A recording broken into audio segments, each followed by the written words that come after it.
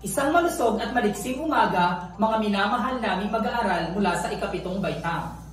Narito muli ang inyong paaralang pantelebisyon sa edukasyong pangkatawan. Ako si Teacher Ren. Ikinalulugod namin na kayo'y makasama muli para sa bagong aralin na inyong matututunan ngayong araw. Ako si Teacher Nicole. At bago ang lahat, tayo muna ay mag-stretching ng ating buong katawan. Handa na ba kayo mga bata? Simulan na natin mga bata sa pag-jog in place.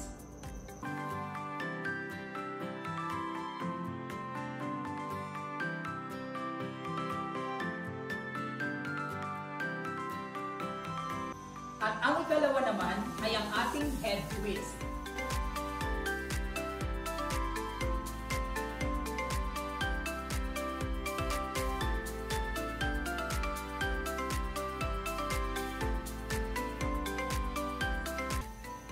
Ikatlo ay ang shoulder rotation.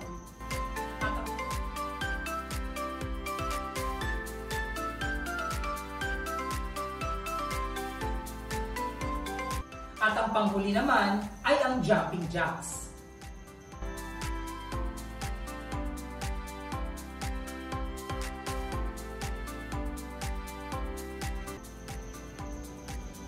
Ngayong araw, may bago na naman kayong matututunan sa ating ito.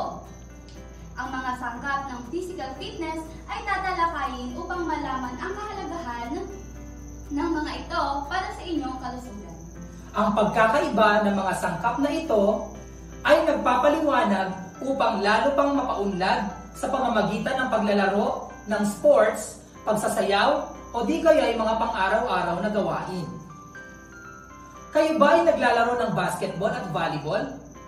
Ano ang mga katangian na dapat mong taglayin para maisagawa ito ng maayos? Kung ikaw naman ay nagbubuhat ng isang bagay o di kaya naman ay umaakyat sa hagdan, ano-ano ang mga katangian na dapat mong taglayin upang maisagawa ang iyong tungkulin. Hindi ka pa ba madaling mapagod kung ikaw ay gumagawa ng iyong araw-araw na gawain? Kung oo ang iyong sagot, binabati kita. Dahil ikaw ay physically fit. Alam niyo ba ang ibig sabihin ng physically fitness?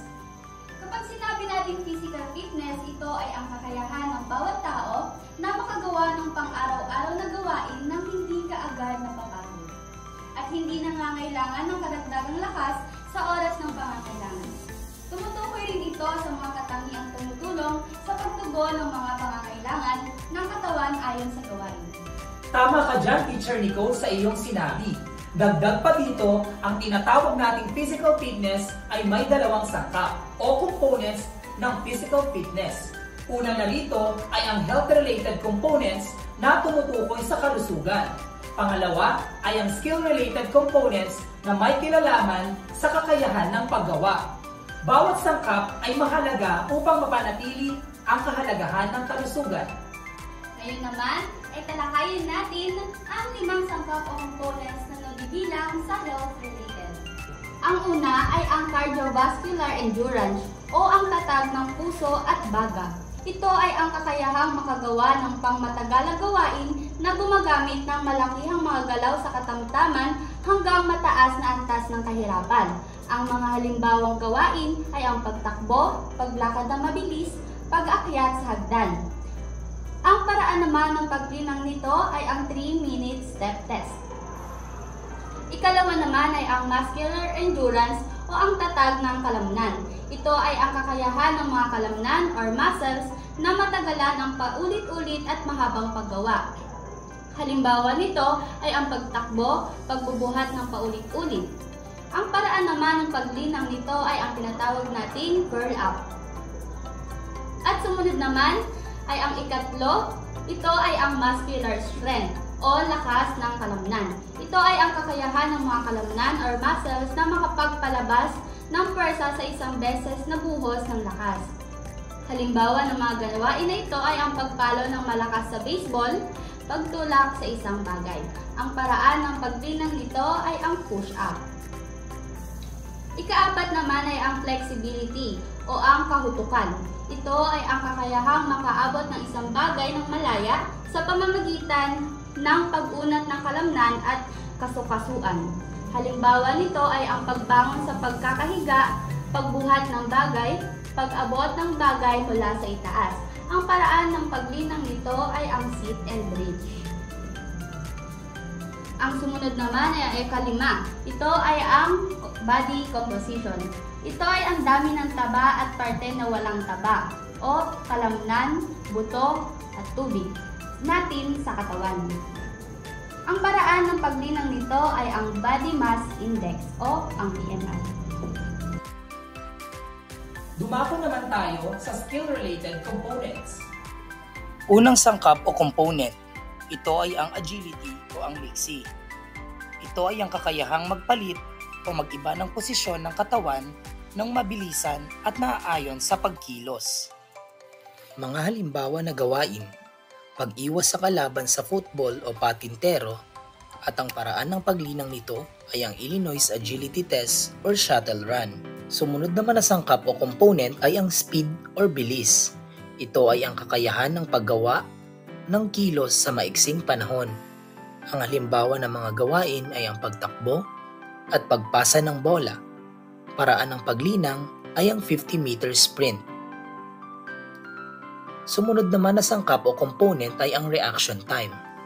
Ito ay ang kakayahan ng mga bahagi ng katawan sa mabilisang pagkilos sa pagsalo, pag-abot at pagtanggap ng paparating na bagay o sa mabilisang pag-iwas sa hindi inaasahang bagay o pangyayari. Ang halimbawa ng gawain ay ang pagkilos ayon sa bato ng bola sa batuhan ng bola at pag-iwas sa taya sa patintero. Ang paraan naman ng paglinang nito ay ang ruler drop test. Sumunod naman na sangkap ay ang power. Ito ay ang kakayahan na magpalabas ng puwersa ng mabilisan batay sa kombinasyon ng lakas at bilis ng pagkilos. Ang halimbawa ng gawain ay ang pagpupol ng bola ng baseball at paghagis ng bola. Paraan ng paglinang nito ay ang standing long jump at vertical jump. Sumunod naman na sangkap o component ay ang coordination. Ito ay ang kakayahan ng iba't ibang parte ng katawan na kumilos ng sabay-sabay sa paraang iisa ng walang kalituhan. Halimbawa ng gawain ay ang pagsasayaw at pagdidribble ng bola.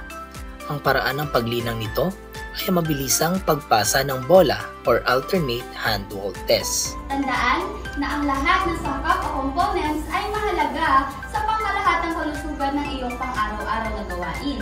Mas mainam na madalas ang paggawa ng mga gawain na aayon sa Physical Activity Pyramid Guide para sa batang Pilipino at para mas maging maganda ang estado ng iyong physical fitness. At higit sa lahat mga bata, magagawa mo ng maayos at matatapos ng mahusay ang mga pang-araw-araw na mga gawain, magaan man o mabigat, madali man o mahirap, nang hindi ka agad napapagod. Mga bata, bilang bahagi ng ating paglalahad, ano uli ang dalawang sangkap o components ng physical fitness?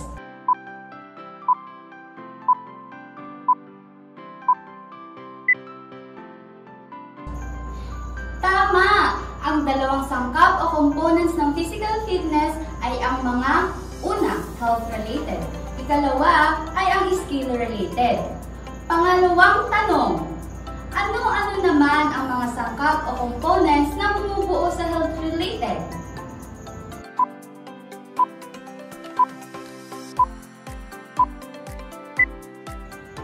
Tama! Ang mga sangkap o components na bumubuo sa health-related ay ang mga sumusunod. Una ay ang cardiovascular endurance. Pangalawa ay ang muscular endurance. Pangatlo, ang muscular strength. Pang-apat, ang flexibility. At ang panghuli ay ang body composition. At ang pangatlong tanong naman mga bata, ano-ano naman ang mga sangkap o components ng skill-related?